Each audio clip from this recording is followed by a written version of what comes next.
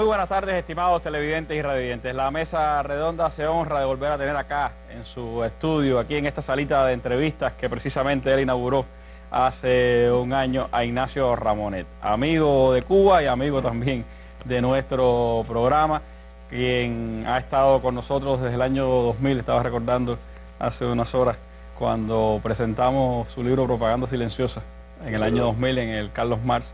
Y ahora Ramonet regresa con nosotros. Lo hace cada diciembre aproximadamente, cuando hay Festival de Cine por La Habana, siempre está por aquí. Y aprovechamos, por supuesto, para conversar con él. Politólogo, comunicador, uno de los catedráticos más reconocidos en la teoría de la comunicación, también doctor en semiología, en historia de la cultura, y un especialista en temas de la comunicación. Conocedor profundo de América Latina, ha recorrido buena parte de este continente y autor de numerosos libros, entre los más cercanos a nosotros, por supuesto, 100 horas con Fidel y Hugo Chávez, Mi primera vida. Pero tiene muchísimos textos de comunicación, de los temas del periodismo, que si a usted le interesa esos temas, por supuesto, que se los recomiendo. Ignacio Ramonet está hoy con nosotros, le doy la bienvenida acá en el estudio. Estaremos hablando de numerosos temas, de América Latina, por supuesto, en primer lugar, pero también estaremos hablando de Francia, estaremos hablando de su nuevo libro, de su libro más reciente y de otros temas de interés, así que yo les invito a que nos acompañen en esta mesa redonda.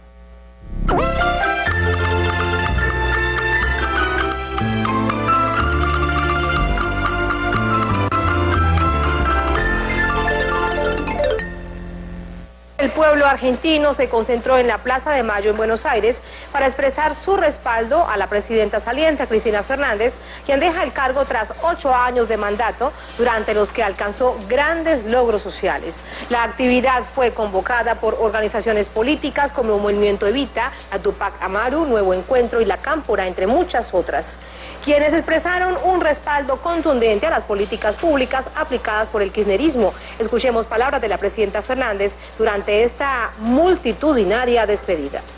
Podemos mirar a los ojos de las madres, de las abuelas, de Plaza de Mayo, de hijos, que hemos dado respuesta al reclamo histórico de memoria, verdad y justicia. Podemos mirar a los ojos de los trabajadores para decirles que nunca los traicionamos, para decirles que siempre tuvieron paritarias libres, que nunca les reclamamos ningún pacto social de salarios. La presidenta Fernández aseguró que el próximo gobierno asumirá un país sin deuda y con mayores derechos. Esta Argentina que dejamos desendeudada como nadie nunca antes la había desendeudado. Esta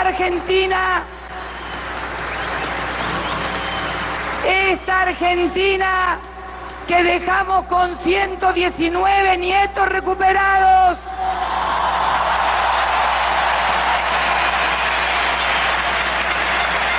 Esta Argentina que dejamos con el ejemplo al mundo de que no hay impunidad y que no necesitamos ningún tribunal extranjero para hacernos cargo de nuestra historia y de nuestra tragedia. Único caso en el mundo. Y muchos argentinos, valoraron los beneficios sociales que les dejó el gobierno de Cristina Fernández. Valoraron, por ejemplo, como exitosa la carrera política de la presidenta, quien alcanzó importantes transformaciones para el país en la llamada década ganada.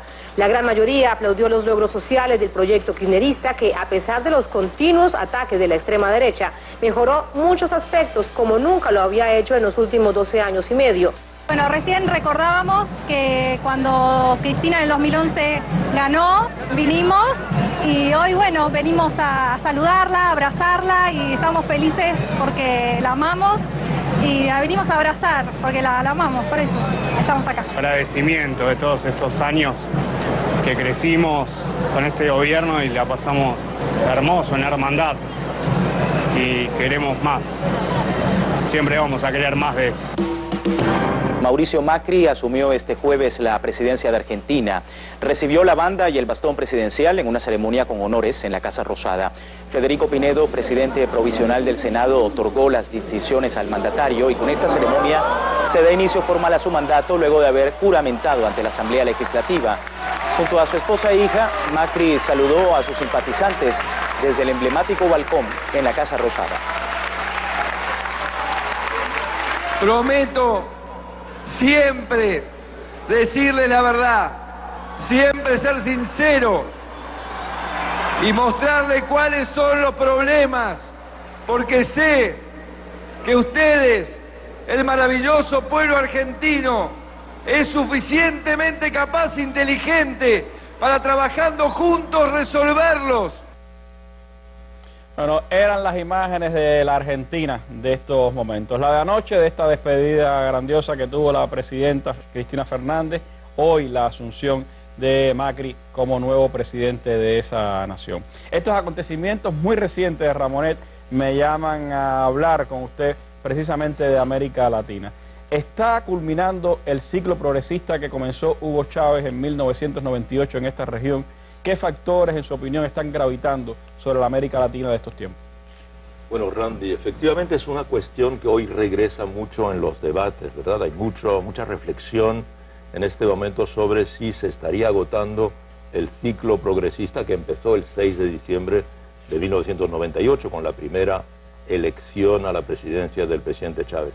Y efectivamente estos últimos meses el campo progresista ha conocido una serie de reveses, primero municipales, elecciones en Ecuador, elecciones en Colombia, luego disturbios, protestas populares contra gobiernos progresistas en Brasil, donde sigue una situación complicada, derrota la elección presidencial en Argentina, derrota en la elección legislativa parlamentaria en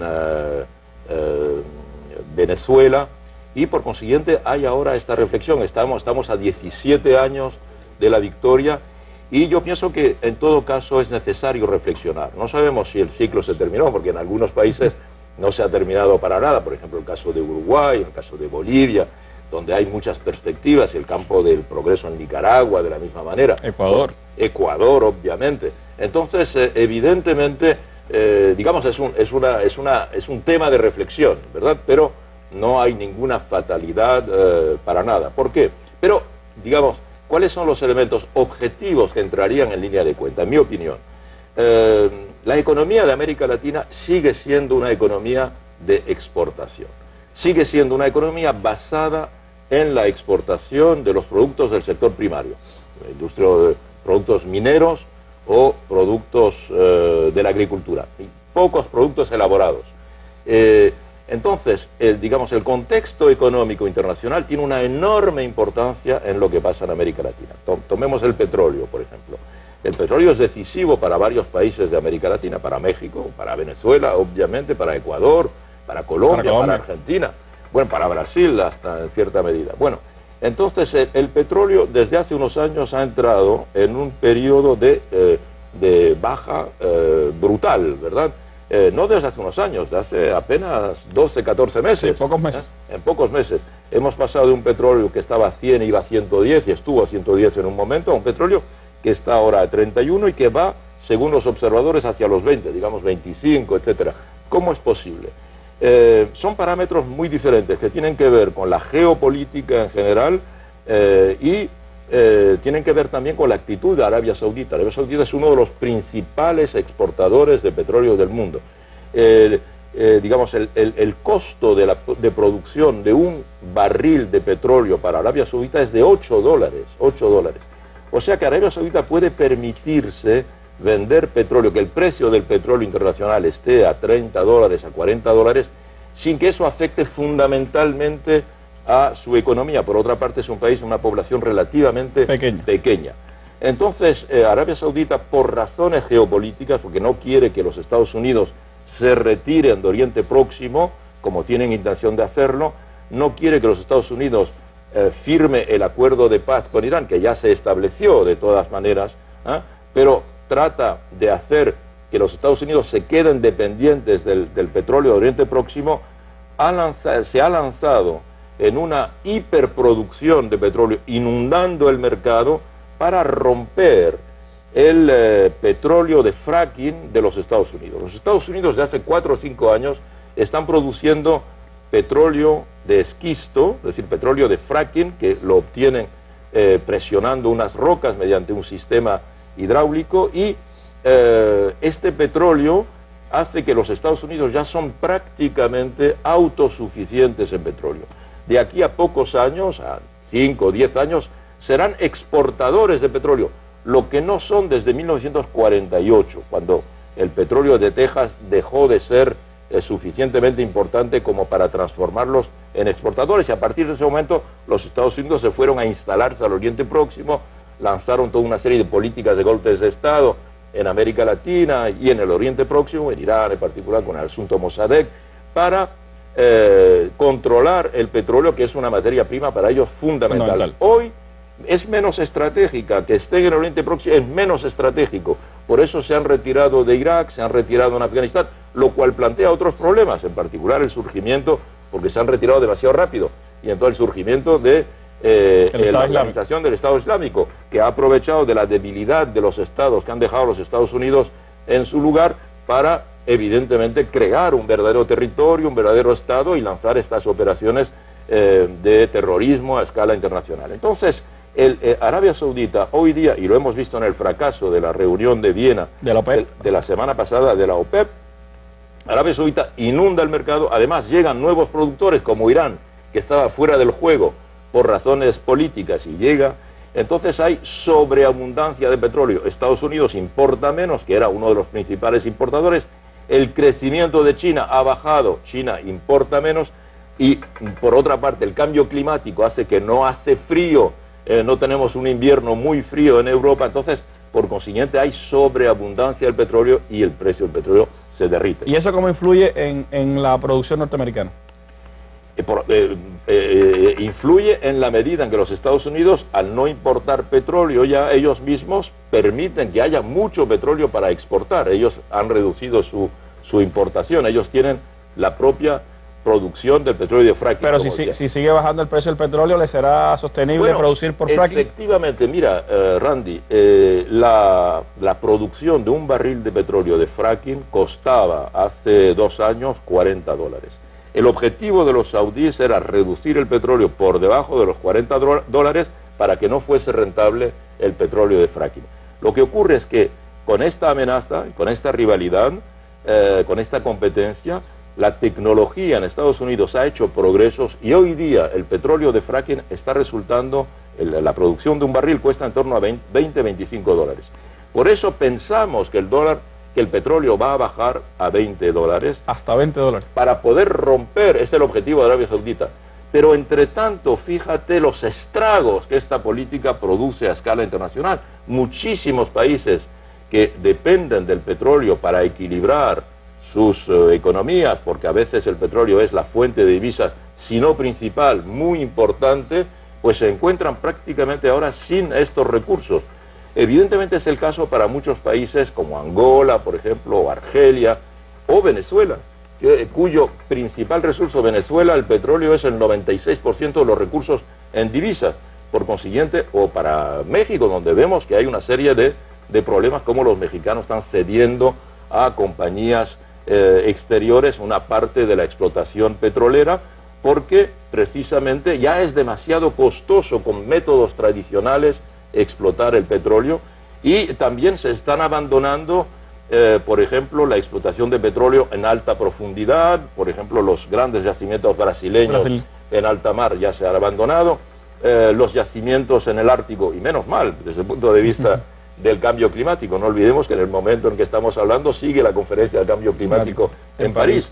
Por ejemplo, los americanos acaban de anunciar que no van a hacer el oleoducto que venía de Alaska, ¿verdad?, y que viene del Ártico. Bien, lo dicen como si fuese una victoria de su reflexión ecológica. No, no es una victoria de la reflexión ecológica, es que actualmente no es rentable, sencillamente, y tienen que abandonarlo, y mejor, ¿verdad?, porque para precisamente para el equilibrio, para detener este proceso de cambio climático, es mucho mejor que esta explotación no siga. En todo caso, aquí tienes un parámetro que no tiene que ver con la política latinoamericana, que tiene que ver con la política energética en general, pero que tiene repercusiones muy importantes en América Latina. Y de la misma manera que el petróleo es un elemento, digamos, un parámetro fundamental para algunos países, hay otros parámetros de la economía internacional que están teniendo repercusiones y que, claro está, modifican la situación. No es lo mismo para un país como Venezuela, como México o Ecuador, disponer de un petróleo a $100 que disponer de un petróleo a $35. Es obvio que, digamos, la política de redistribución en favor, en particular, de las clases desfavorecidas, pues tiene que tener repercusiones. Eso sin duda está en la clave también de lo que está ocurriendo en Venezuela, por ejemplo, que es uno de los países donde el petróleo es fundamental en su economía. Pero hay otros actores claves en este asunto. Usted los adelantaba. Yo le propongo hacer un breve alto en nuestra mesa redonda y regresamos después para hablar de esos otros elementos que están gravitando hoy sobre América Latina.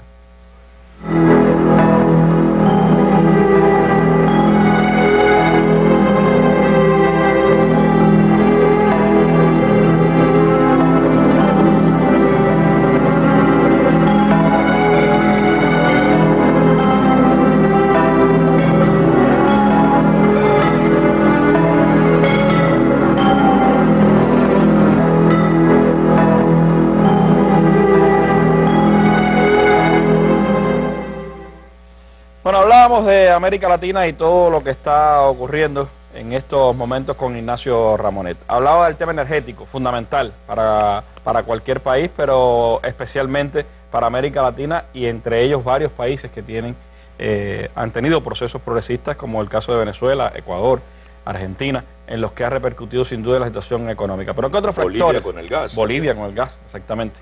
¿Qué otros factores están gravitando sobre la supervivencia de estos procesos progresistas y la propia supervivencia de las sociedades latinoamericanas? Bueno, por ejemplo, si tomamos otro parámetro a escala internacional, está la situación de China, por ejemplo, ¿verdad? China, el peso económico, la actividad económica de China en el mundo es absolutamente considerable. Tiene cualquier movimiento hoy en China, cualquier progreso del crecimiento o reducción del crecimiento, tiene importancia para el mundo entero en la medida en que China es, por decirlo de alguna manera, la fábrica del mundo. Ahí es donde se fabrica prácticamente, no sé, entre 60 y 80% de todo lo que se fabrica en el mundo. Y por consiguiente, China ha decidido cambiar estos últimos años, ha decidido cambiar su modelo de crecimiento. Era un crecimiento esencialmente basado en la exportación, de producción masiva, en condiciones a veces extremadamente difíciles para los trabajadores, de productos de baja calidad, a bajo precio. Y esto ha creado, primero, una situación social muy difícil. Hay una explotación, digamos, de los trabajadores que a veces es al límite de lo que puede soportar el ser humano. Y por otra parte también el hecho de que esto produce una contaminación enorme. Estamos viendo estos días en las informaciones como la capital del país, Beijing, está totalmente asfixiada por la contaminación. Entonces, efectivamente, China ha decidido cambiar de modelo, primero reducir su crecimiento, tenía un crecimiento de 10%, 12%, y está pasando a un crecimiento entre 6 y 7%. Esto solo ya tiene una repercusión a escala internacional.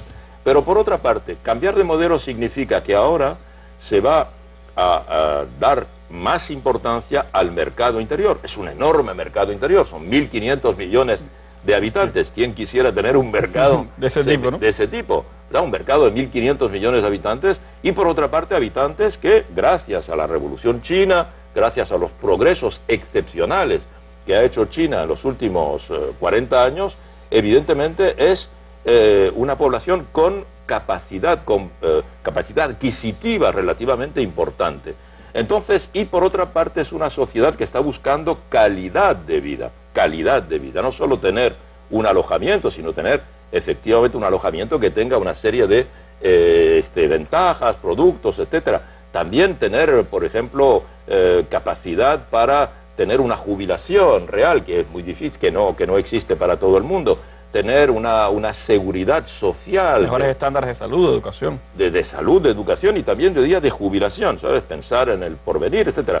Entonces, todos estos servicios financieros, de la misma manera, todo esto es un poco el modelo que está actualmente adoptando China para desarrollarse. Y esto significa que, por consiguiente, va a producir menos para la importación y está importando menos. Importar menos, y China importa menos, eso afecta a los países exportadores. Y ya hemos dicho antes que todos los países de América Latina se caracterizan por tener economías de exportación. Igual que en la era colonial, en definitiva, desgraciadamente no ha cambiado estructuralmente para la mayoría de los países latinoamericanos esa característica. Siguen siendo países que exportan o bien, digamos, productos del suelo, del subsuelo, petróleo o bien minerales, caso de Perú, caso de Chile, o bien países que exportan la agricultura, productos de la agricultura. La soya argentina o brasileña. La soya argentina o brasileña, especialmente hacia China. Si China evidentemente consume menos, se exporta menos y eso tiene repercusión en Argentina, tiene repercusión en Brasil. Y hemos visto por otra parte que efectivamente el crecimiento en Argentina y en Brasil ha bajado, entre otras cosas en razón de ese parámetro. Entonces, si quieres, aquí tienes otro parámetro exterior a América Latina, pero que tiene grandes repercusiones y que obviamente hace que los recursos de los estados, en materia de equilibrio, de balance comercial entre exportaciones e importaciones, se ha reducido de manera negativa para los países, todos los países de América Latina, pero entre otros para los países progresistas que son los que más distribuyen. Recuerda que, por ejemplo, el presidente Maduro ha dicho varias veces que aunque el precio del petróleo ha disminuido, digamos, la misión del Estado bolivariano de redistribución no ha disminuido. Y evidentemente eso es una prueba de esta voluntad de los gobiernos progresistas de mantener este objetivo, esta promesa hecha al pueblo. Pero es una promesa en medio de esas condiciones económicas. En condiciones económicas que obliga, por ejemplo, a endeudarte. De alguna parte tiene que salir el dinero, probablemente mediante el endeudamiento, o mediante la obtención de créditos. Entonces, digamos, esto inevitablemente tiene repercusiones. Por otra parte, ¿cuánto tiempo se puede vivir a crédito? ¿Cuánto tiempo se puede hacer? No lo sabemos. Y yo diría tercer parámetro, hemos visto el petróleo, hemos visto China. Tercer parámetro es el dólar. El dólar siempre es un elemento fundamental en la economía mundial, porque evidentemente es esencialmente una economía capitalista, en un momento neoliberal, una economía dominada por la economía financiera, y el dólar tiene una función muy importante porque es esencialmente la única, aunque no exactamente la única, pero la principal moneda de reserva del mundo. Entonces, ¿qué pasa con el dólar? En dos palabras, la crisis del 2008 fue una crisis de créditos que se hizo a millones de personas, o decenas de millones de personas, que no tenían la posibilidad de devolver ese crédito. Entonces, eso fue la crisis de la subprime, se hundió el banco Lehman Brothers el 15 de septiembre del 2008 y entramos en la crisis actual, la crisis financiera actual que caracteriza al mundo. ¿Cómo los Estados Unidos combatieron los efectos de esa crisis? Porque los bancos dieron quiebra, muchos de ellos. El principal es el Lehman Brothers, por eso decimos que ese día se manifestó la crisis. Pero los bancos dieron quiebra porque no tenían, habían prestado dinero y el dinero no lo habían recuperado. Entonces, ¿qué hizo el gobierno de Estados Unidos? Esencialmente lo que hizo fue inundar de liquidez, darle mucho dinero a los bancos. Y darle mucho dinero sin tasas de interés, gratuitamente. Es decir, dándole miles de millones a los bancos gratuitamente.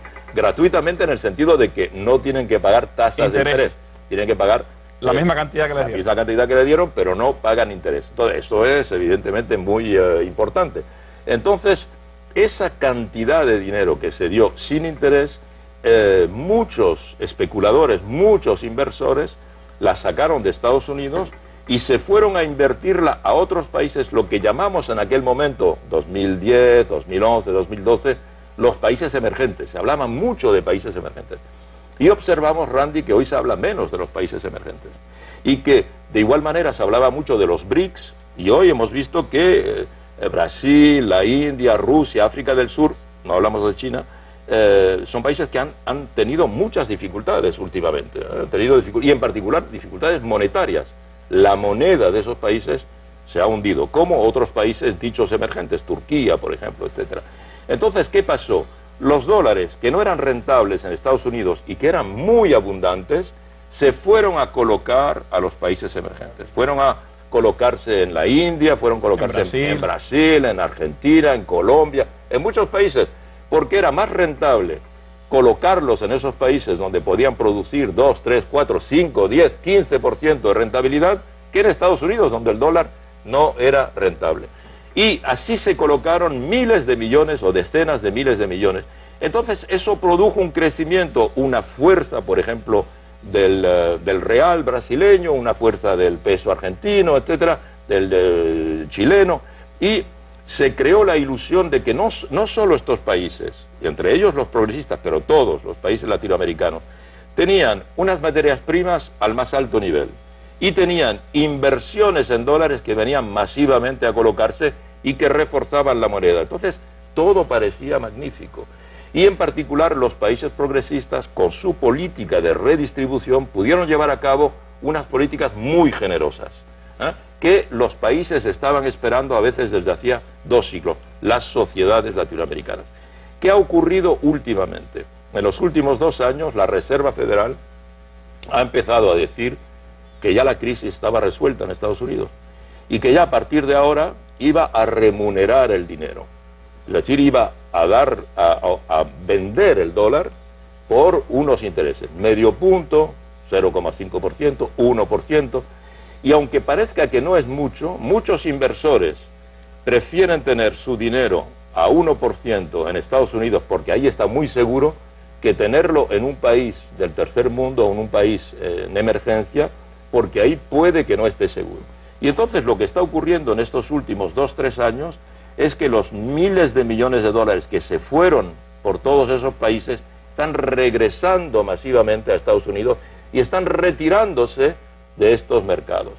Esto participa, digamos, del ciclo económico en el que estamos y se repercute en los países de América Latina. Frente a eso, ¿cuál es entonces la respuesta? Es decir, ¿qué ofrece la derecha que le ha permitido este retorno al poder en Argentina, esta retoma de la Asamblea Nacional en Venezuela, y un poco cómo los factores estos económicos influyen en la intención de voto de los electores? De eso le propongo hablar. Vamos a hacer un breve alto y regresamos con usted. Este viernes, en persona, el comandante de la revolución, Guillermo García Frías. El primer guajiro en sumarse a la lucha guerrillera, comandante del ejército rebelde, desde el triunfo revolucionario, ha ocupado importantes responsabilidades políticas, gubernamentales y militares. Héroe de la República de Cuba, creador y director de la Empresa Nacional para la Protección de la Flora y la Fauna, el comandante de la revolución, Guillermo García Frías, comparece este viernes en la mesa redonda para analizar momentos, contar anécdotas y acercarnos en persona a la epopeya heroica de la Revolución Cubana. Cuba Visión Internacional y Radio Habana Cuba transmitirán este programa desde las 6:45 pasado meridiano y el canal educativo lo retransmitirá al final de su emisión del día. Mesa redonda, nuestras armas son las ideas.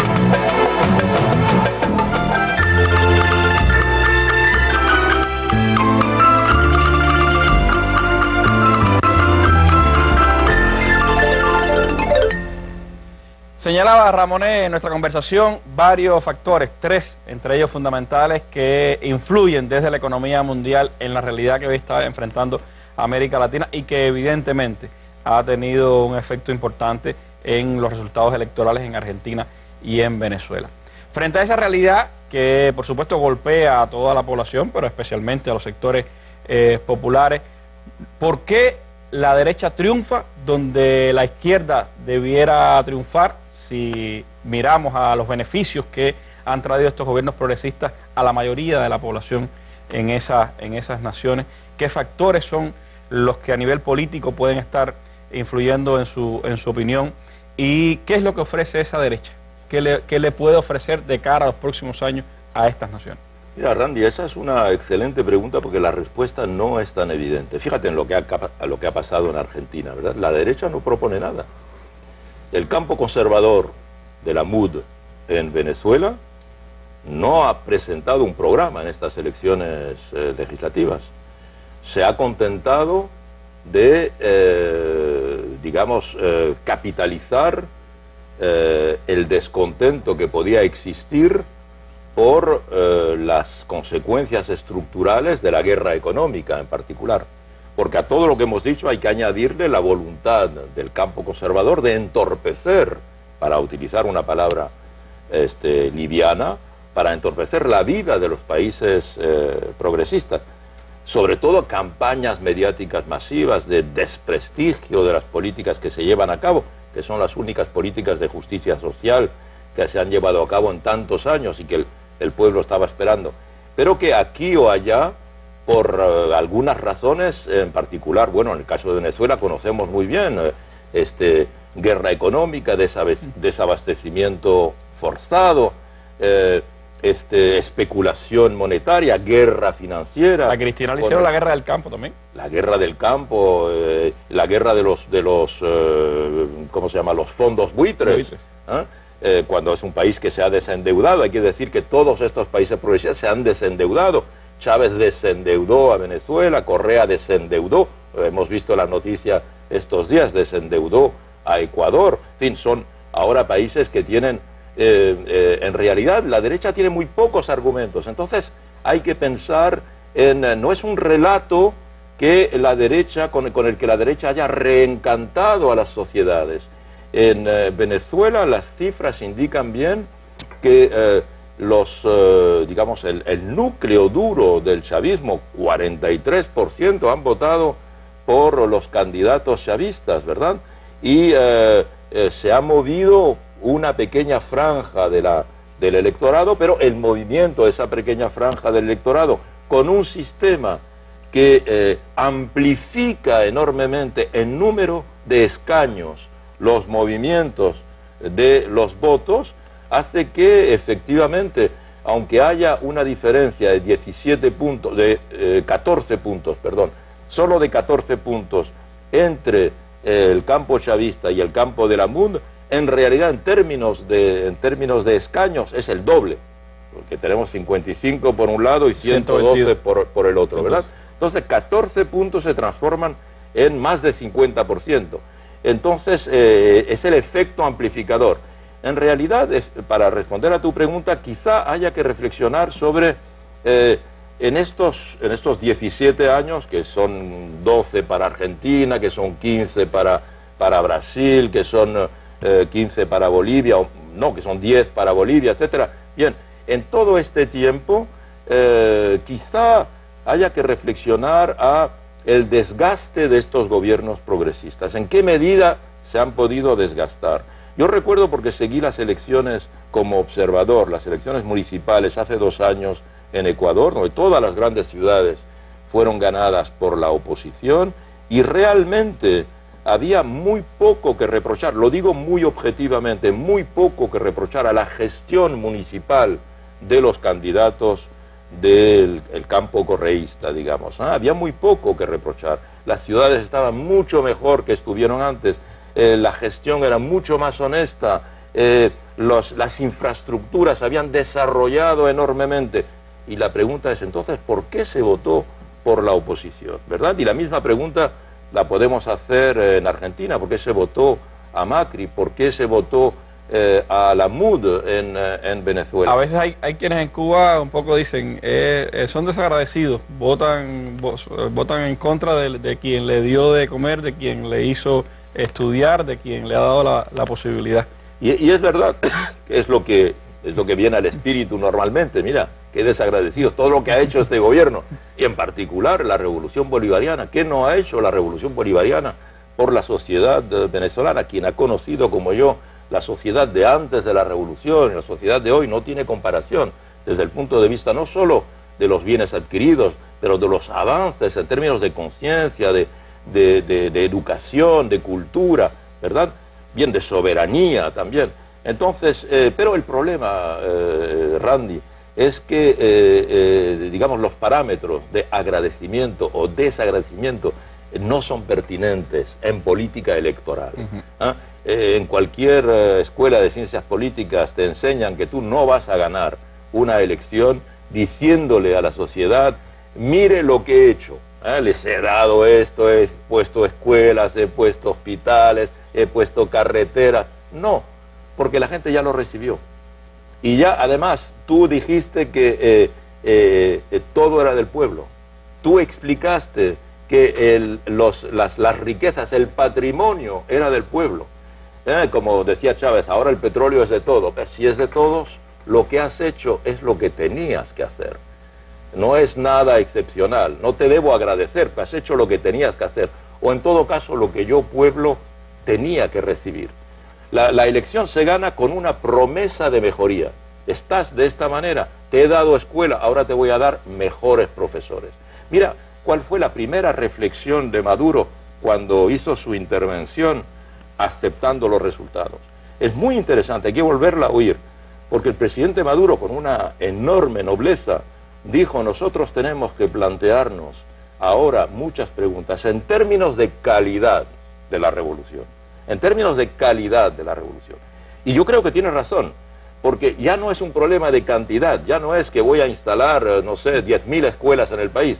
Bueno, si luego tú mandas a tus hijos a las escuelas y no hay maestros, no hay libros, no hay sillas, no hay, ahora que ya tienen escuelas, la ciudadanía quiere una buena escuela. ¿Qué es lo que pasó en Brasil cuando la gente empezó a protestar? En Brasil, Randy, mira, los gobiernos de nuestro amigo Lula y de Dilma han sacado de la pobreza, se estima que han sacado de la pobreza unos 15 millones de brasileños. Los países progresistas en su conjunto, en toda América Latina, han sacado de la pobreza a casi 50 millones, entre 40 y 50 millones de pobres. Eso no había ocurrido nunca.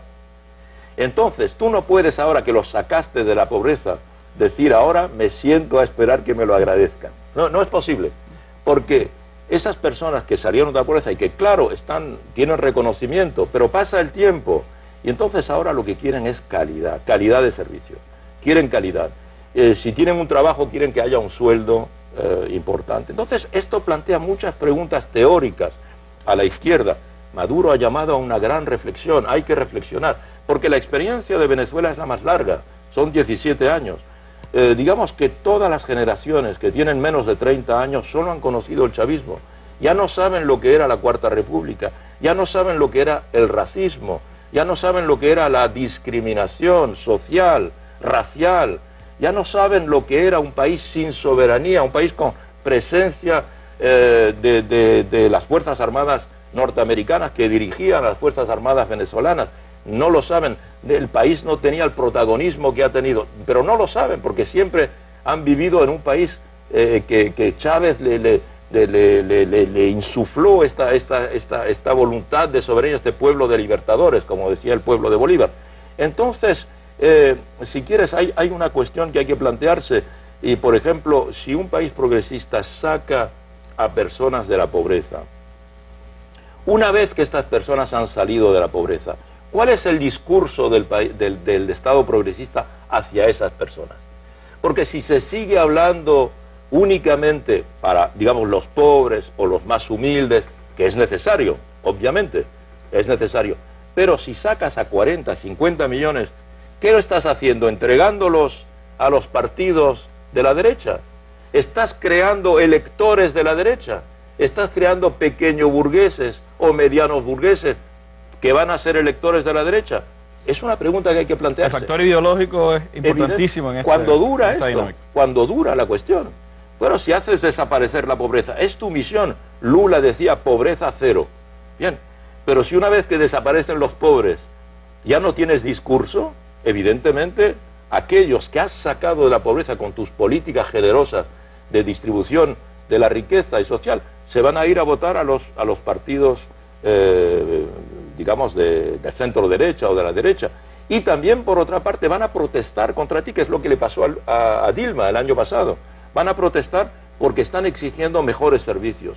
Y ya tú no puedes hacer paternalismo ni clientelismo. Sí, hay que hacer política, hay que hacer política. Los electores son adultos, son inteligentes, no cabe duda, porque tú mismo has creado las condiciones de inteligencia, las condiciones de educación.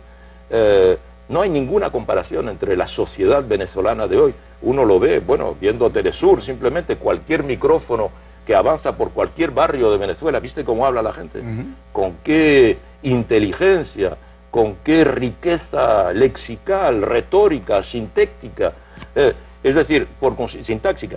Es decir, que tienes a una serie de personas con una conciencia política, con una capacidad retórica, con una inteligencia del momento político que se vive.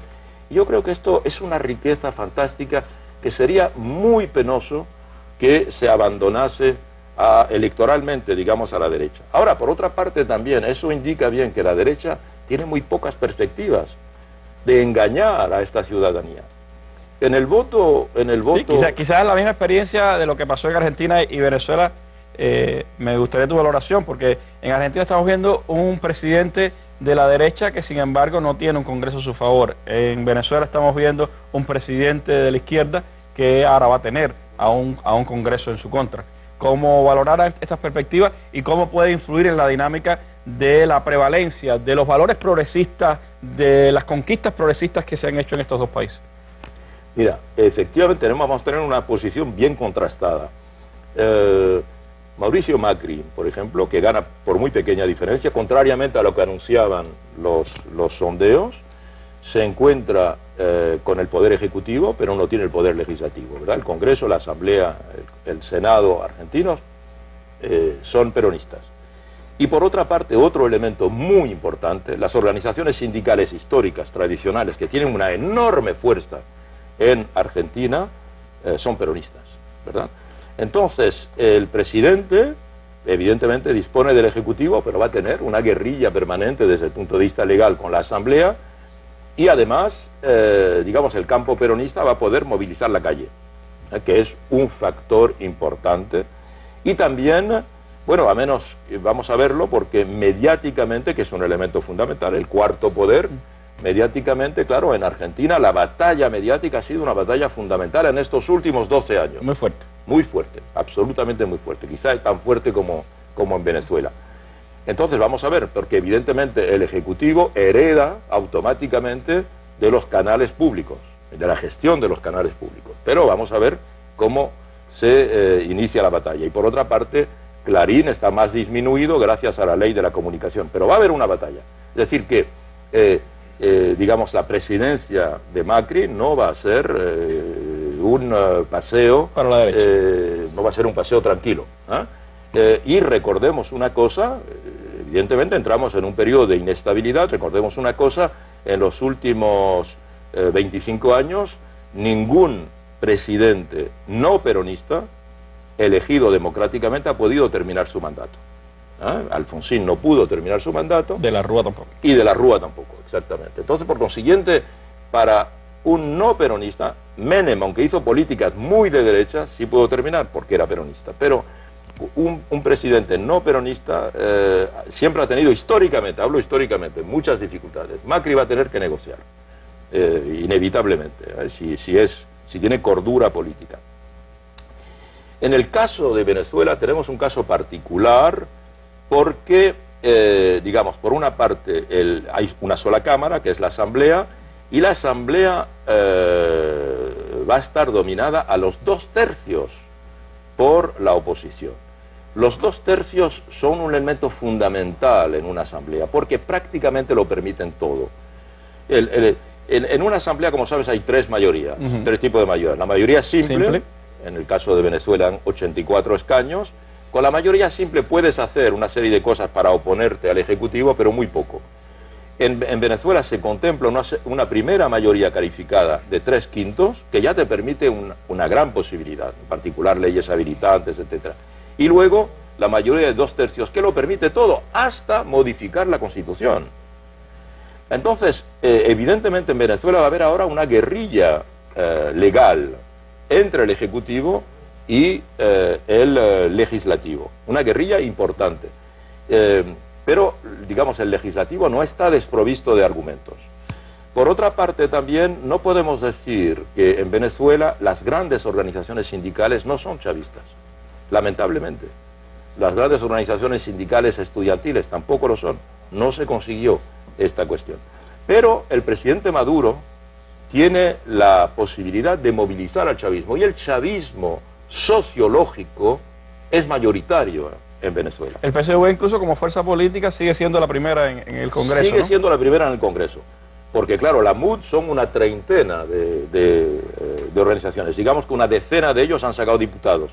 El PSUV, el Partido Socialista Unificado de Venezuela, el Partido Chavista, va a tener 51 diputados, mientras que el mejor partido, el partido mejor colocado, Voluntad Popular creo que es, de la derecha, tiene unos 30 diputados, ¿eh? Entonces, la fuerza más importante sigue siendo chavista. Y yo digo, mira, el chavismo lo ha votado 43% de la población, pero el chavismo sociológico, es decir, desde el punto de vista que se reconoce en los logros, en los avances, en el discurso soberanista chavista, es superior a los 50%. Entonces, si la derecha se pone a legislar para desmantelar el edificio del progreso social que se ha obtenido en Venezuela, inmediatamente el chavismo sociológico se va a volver a manifestar, se va a volver a movilizar. Y este es el apoyo con el que puede contar el presidente Maduro para limitar los efectos de esta voluntad de desmantelamiento. Pero hay que tener en cuenta de que en el año que viene va a haber un gran debate entre el legislativo y el ejecutivo. Sin duda va a ser un año decisivo para Venezuela, lo va a ser también para América Latina, va a seguir, por supuesto, la situación en Brasil, viene ya el inicio del proceso, en febrero va a ser el referéndum en Bolivia para la posibilidad de una reelección presidencial, y por supuesto va a ser muy interesante, sin duda, para América Latina, que va a seguir gravitando con estas situaciones económicas internacionales que van a influir en nuestro continente. En Venezuela, por ejemplo, Randy, va a ser muy importante, bueno, el 5 de enero es cuando se constituye la Asamblea, empieza el nuevo mandato legislativo, y hay que estar muy atento al 15 de enero, porque el 15 de enero el presidente viene a presentar las cuentas de la nación ante la Asamblea. Vamos a ver cuál será el comportamiento de la oposición, si tienen un comportamiento, digamos, digno de una asamblea, o si tiene un comportamiento criticable. Y por otra parte, en abril próximo se cumple la mitad del mandato del presidente Maduro. Vamos a ver si la asamblea ahí va a reclamar un referéndum revocatorio. En este caso estaríamos entrando en un año electoral muy intenso. En todo caso, efectivamente, el debate político en Venezuela se va a intensificar. Y hay que esperar que digamos, lo que se llama las dificultades de la vida, es decir, el desabastecimiento, el cambio, la inflación en particular, que es tan importante, y la inseguridad, esos tres parámetros que tanto marcan la vida cotidiana en Venezuela, vamos a ver cómo se pueden corregir para facilitar este debate. Gracias, Ignacio, por estas reflexiones sobre América Latina. Hay mucho que hablar, por supuesto, de la región, pero quiero dedicar los últimos minutos para que nos cuentes un poco de tu último libro, así que vamos a hacer un breve alto y regresamos de nuevo con nuestros televidentes y radiantes.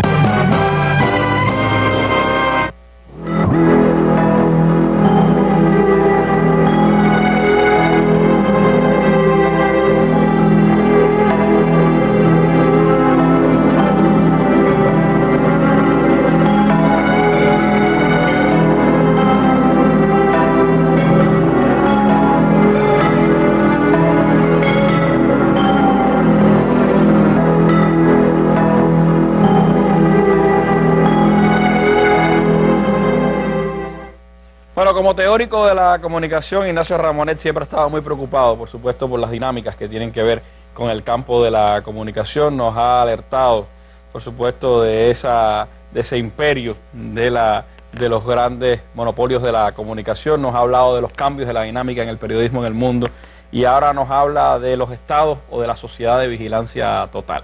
Es parte de la esencia del nuevo libro que Ramonet ha estado presentando, y que ojalá pronto lo tengamos por acá, por la por La Habana. Cuéntanos un poco hacia dónde enfocas este libro, cuáles son las preocupaciones que tienes, cómo eso se engarza también con las denuncias que activistas como los de Wikileaks o como el propio Snowden han hecho sobre esta sociedad de la vigilancia total.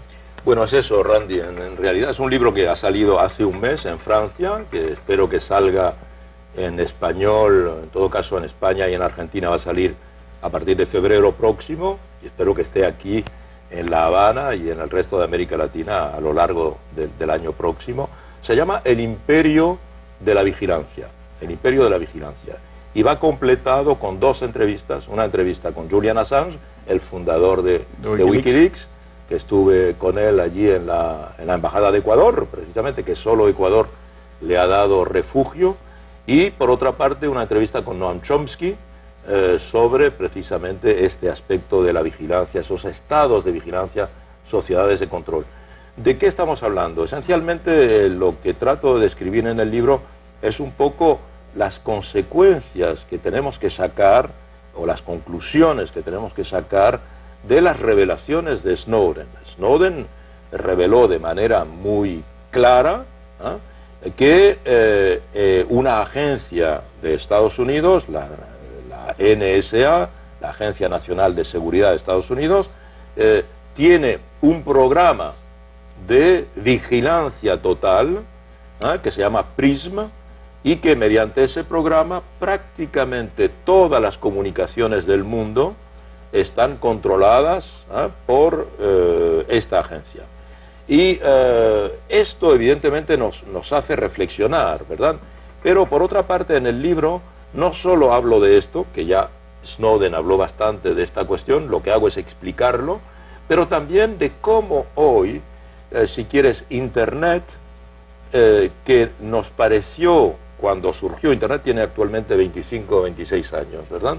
Cuando surgió nos pareció que era una herramienta de liberación con respecto a los grandes monopolios de la comunicación, porque Internet me permitía llevar a cabo lo que yo llamaba una guerrilla mediática, una guerrilla comunicacional, porque yo mediante, finalmente con un ordenador hoy día portable o con un teléfono inteligente, hoy día tienes el mismo equipo tecnológico que puede tener esta televisión, por ejemplo la CNN, es decir, puedes comunicarte con el mundo entero, enviar mensajes, poner videos, es decir, puedes hacer tu telediario cotidiano, lo que mucha gente hace, ¿verdad?, en YouTube, etcétera. Bien, entonces parecía que nos estaba dando la posibilidad de expresarnos y era como una amplificación de la capacidad democrática, una democratización de la comunicación, cosa con la que habíamos soñado. Pero, ¿qué sabemos hoy? Que en realidad Internet, que parecía algo muy estallado, está recentralizándose. Se ha recentralizado, de hecho. Y hoy no puedes utilizar Internet sin pasar por 4 o 5 grandes empresas que te controlan, que son Google, Apple, Facebook, ¿verdad? Amazon. Todas estas empresas son las que controlan Internet. Y curiosamente, mira, si tienes a Google, por ejemplo, que es primero una de las primeras empresas del mundo en términos de capitalización bursátil, pero además es una empresa que no vende nada, porque Google es esencialmente un motor de búsqueda, ¿verdad? Pero es un motor de búsqueda que te regala, tú puedes adquirir el motor de búsqueda de Google gratuitamente. Lo que pasa que una vez que tienes el motor de búsqueda de Google y te pones a utilizar Internet normalmente, Google, sin que tú lo sepas, te va conociendo mucho mejor que tú, sabe qué es lo que te interesa, qué sabe consumes, con quién hablas, sabe quiénes son tus relaciones, sabe cuánto tiempo pasas, sabe cómo te desplazas, a dónde vas, etcétera. Entonces, poco a poco, toda tu vida intelectual, toda tu vida material, toda tu vida sentimental, toda tu vida íntima, porque todo lo que consumes, etcétera, lo tiene Google. Y lo tiene hoy día de 1.500 millones de personas. Eso es lo que vende Google. Google te vende a ti y me vende a mí. Vende nuestros datos a anunciantes que hace que cuando tú vas a consultar cualquier cosa, ahora te aparecen unas publicidades hechas para ti, Randy. no están hechas para otra persona, ¿verdad? Entonces, evidentemente, pues, el ejemplo de Google te indica bien que lo que parecía una gran libertad hace que ahora yo estoy controlado. Y de la misma manera vamos hacia cada vez más sociedades de control. Si quiere, la sociedad de control, Michel Foucault, no solo se lo dan entonces a las empresas y al ámbito comercial, sino también a los estados y a los estamentos de seguridad. Se los dan a la National Security, ¿verdad? Y nuestro amigo Julian Assange, en la entrevista que le hago, dice, efectivamente, Google lo sabe todo de usted y se lo entrega al Departamento de Estado, dice él. Además, se lo entrega no a la Agencia Nacional de Seguridad, al Departamento de Estado. Y de esa manera el Departamento de Estado organiza su política internacional sabiendo exactamente lo que cada uno de nosotros piensa. Claro, esto no quiere decir que tengamos que prescindir de Internet. Hoy día es imposible prescindir de Internet, porque Internet es un poco como, diríamos, es un mundo aparte, un mundo paralelo al nuestro, como un mundo cuántico, digo yo en el libro, un mundo cuántico. Y por consiguiente, esto hace que a la vez, hoy, la cuestión que tenemos que replantearnos es, necesitamos Internet, pero no queremos ser controlados. ¿Cómo podemos trabajar para que haya una carta de Internet como hay una carta de Naciones Unidas, ¿verdad? Es decir, una especie de moralización de Internet o moralización de las grandes empresas para que no conserven esos datos que tienen de nosotros. Bueno, pues ya es una invitación a cuando esté en nuestro ámbito editorial, el imperio de la vigilancia, exactamente, pues el nuevo libro de Ramonet, pues podamos entonces disfrutar. Es una incitación también, por supuesto, a adentrarnos en este tema cada vez más complejo de la Internet y de sus múltiples usos y de sus dueños verdaderos, que es sin duda uno de los grandes desafíos que tiene la humanidad en su conjunto. Bueno, Ramonet, muchísimas gracias, no me queda más tiempo, hay muchos temas que hablar con Ignacio Ramonet, pero bueno, tenemos la dicha de que a cada rato se aparece por La Habana y nosotros salimos en su búsqueda para traerlo hasta acá, hasta nuestras cámaras. Gracias por estar con nosotros, gracias por estas reflexiones sobre América Latina especialmente, y por supuesto, bienvenido todas las veces que quieras aquí a nuestra mesa redonda. Por tu invitación. A ustedes, muchas gracias por haber estado con nosotros. Los invitamos mañana a que regresen a la mesa redonda. Tendremos programa especial en persona con el comandante de la Revolución, Guillermo García Frías. Muy buenas noches.